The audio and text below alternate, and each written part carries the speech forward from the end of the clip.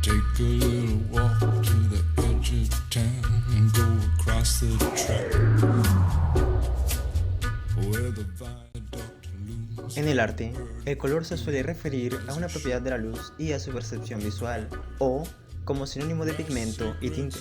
Por su parte, el tono nos habla acerca del nivel de luz de un color y a su vez, el contraste hace referencia a la escasez de tonos intermedios, de forma que resalta con notoriedad lo claro y lo oscuro. Cabe mencionar que el tono y el contraste no afectan solamente a las dimensiones de los colores, sino también la forma de sus áreas. En este video se expondrán las observaciones que Robert Gilliam plasmó en su libro Fundamentos del Diseño sobre estas cualidades del color.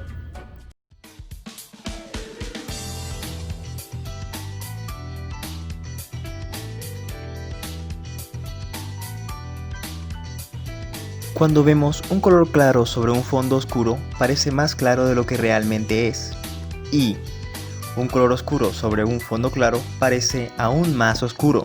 Descubrimos ahora que el tono claro parece mayor en cuanto al área que ocupa y el oscuro más pequeño. Sin duda, han comprobado ustedes este fenómeno al contemplar una fuente clara contra un fondo oscuro.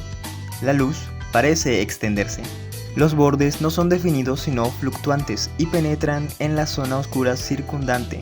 Lo mismo ocurre, en forma menos violenta, con los contrastes de tonos claros y oscuros. La mancha clara invade el fondo y parece aumentar de tamaño. El fondo claro invade la mancha oscura y ésta parece encogerse. Estas características de la luz pueden ser representadas en la pintura en sus muy diversos grados de intensidad. Ejemplifiquemos esto con una obra. Nótese que cuando la luz tiene un grado intenso y brillante, cercano al color blanco, y el fondo o los elementos de alrededor son más oscuros, se percibe de mejor manera la figura, tomando esta un mayor protagonismo.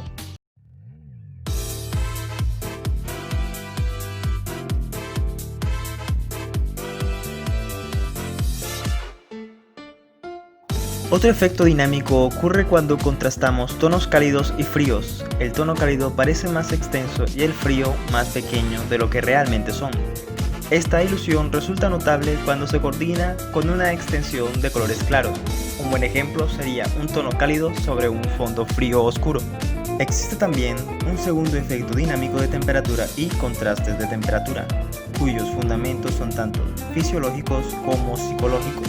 Y esto tiene que ver con cómo nuestras retinas captan las distintas longitudes de ondas. Es algo similar a lo que ocurre cuando un prisma recibe la luz. Y es que, a causa de la diferencia de longitud de onda, los colores se desvían varios grados que constituyen el conocido espectro. Siendo las longitudes de ondas del espectro visible la región del espectro electromagnético que el ojo humano es capaz de recibir, este se encuentra delimitado entre los colores rojo y azul violeta, siendo el primero la máxima longitud de onda y la que menos se desvía, mientras que por el contrario el azul violeta resulta ser la menor y la que más se desvía. En cuanto a las demás, se distribuyen entre ambas de manera regular. Usualmente, las lentes de las cámaras no son capaces de enfocar correctamente todas las longitudes de ondas. Esta falla se manifiesta en óptica y se le conoce como aberración cromática. Por el contrario, los ojos solucionan este problema modificando la curvatura misma del cristalino, al enfocar ya sea el rojo o el azul violeta y además de también los tonos intermedios. Tal esquema es idéntico a la acción del cristalino al enfocar objetos cercanos y lejanos. Tal es la base fisiológica de las cualidades de avance y retroceso de los tonos cálidos y fríos. Estas cualidades se acentúan gracias a las connotaciones que le damos a los colores. Así, los tonos cálidos se asocian con el fuego, el calor, expansión y abertura, mientras que los fríos nos recuerdan al hielo, el agua y el cielo profundo. En la obra Bahía Magdalena de Auguste François Bayard, observamos cómo los tonos fríos toman partido para transportarnos a un paisaje recóndito y alejado.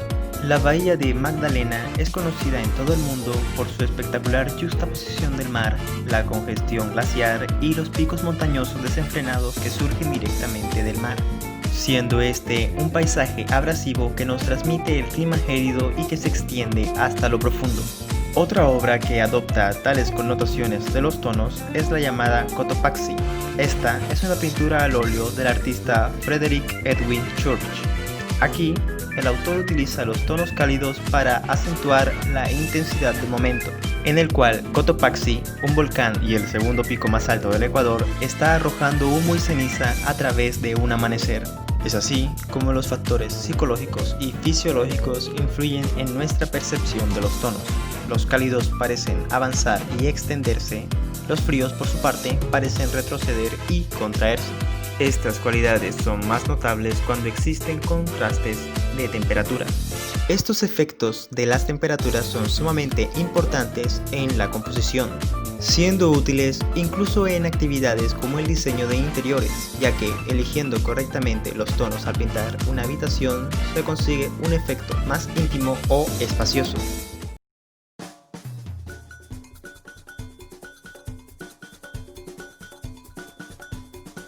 Un tercer factor en el efecto que el tono ejerce sobre la forma es que aquel modifica el peso aparente o gravedad específica de las formas a las que se aplica. Los tonos fríos y claros parecen más livianos y menos substanciales. Los tonos cálidos y oscuros parecen más pesados y densos. La aplicación de estos conceptos a las formas tridimensionales nos permite modificar el peso real aparente de un objeto.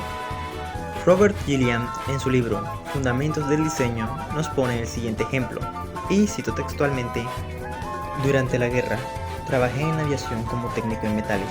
Me resultó muy interesante observar la diferencia en cuanto a expresión entre los aviones terminados con el plateado natural del duraluminio y los que se pintaban de gris plomo o verdoso para combate. Cuando los observaba despegar en fila, tenía la sensación de que los últimos debían realizar un esfuerzo mayor para elevarse. Podemos encontrar las características de los colores claros y fríos en la obra Ground is Well, donde muestra un grupo de jóvenes navegando un velero en el oleaje.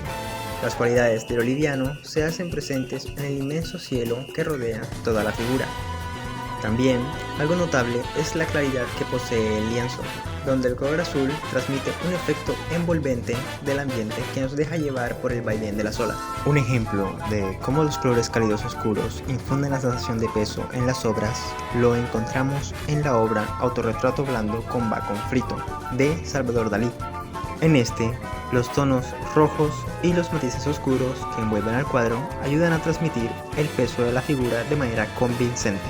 Esta cualidad del color es fundamental dentro de las obras bidimensionales, ya que este uso de los tonos ayuda a conseguir una mayor expresividad en las composiciones que realicemos.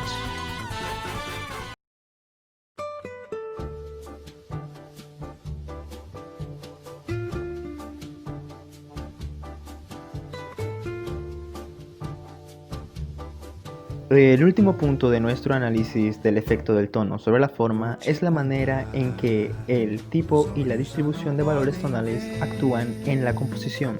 Robert Gilliam nos plantea el siguiente ejemplo. He tomado dos esquemas idénticos en cuanto a forma y he desarrollado ambos con los mismos 4 valores, cuidando de que la proporción relativa de los tonos fuera similar en ambos esquemas.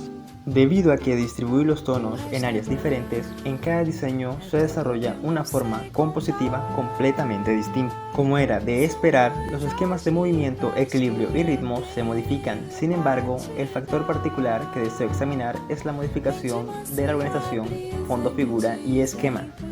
Cada tono adquiere ciertos valores como figura o fondo. Cuando dichos tonos están distribuidos en áreas diferentes, cambia toda la estructura formal del diseño.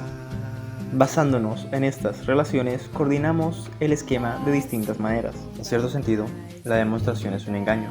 No es probable que utilicemos este tipo de contraste controlado. La cuestión es que los tonos se comportan así en cualquier composición. Quizás no podamos evidenciarlo por contraste como hemos hecho ahora, pero no obstante, la manera en que distribuimos los tonos es tan importante para determinar la composición como las configuraciones y las áreas a las que los destinamos. Al organizar un campo visual, el tono y las relaciones tonales cumplen una doble función. Primero, hemos visto que los contrastes de tono son la materia prima visual con la que trabajamos al diseñar. Segundo, su dinamismo y sus atracciones intrínsecas actúan con las configuraciones, los tamaños y las posiciones de los elementos para crear la composición. Existen dos métodos para obtener la relación deseada entre las formas y los tonos en un esquema. A veces comenzamos con una forma ya determinada, dibujamos las configuraciones y las áreas haciendo abstracción del color, y luego introducimos el esquema tonal.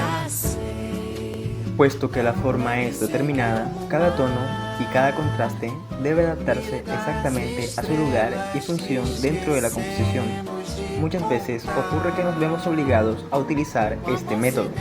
La forma debe responder a requisitos funcionales exactos. Debemos adaptar la forma a la función y el color a la forma.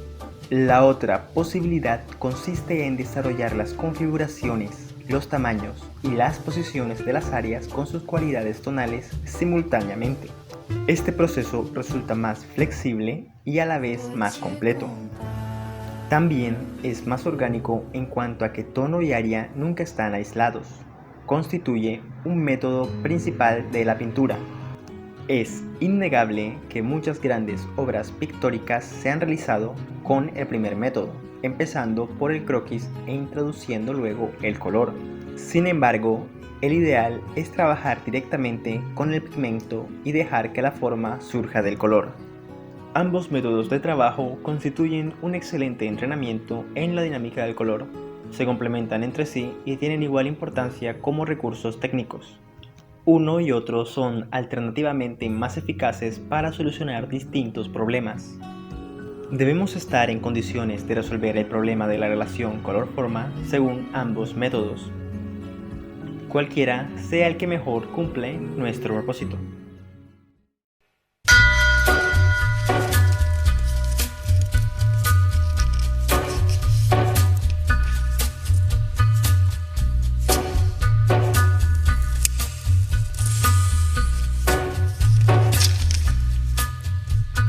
Take a little walk to the edge of town and go across the track.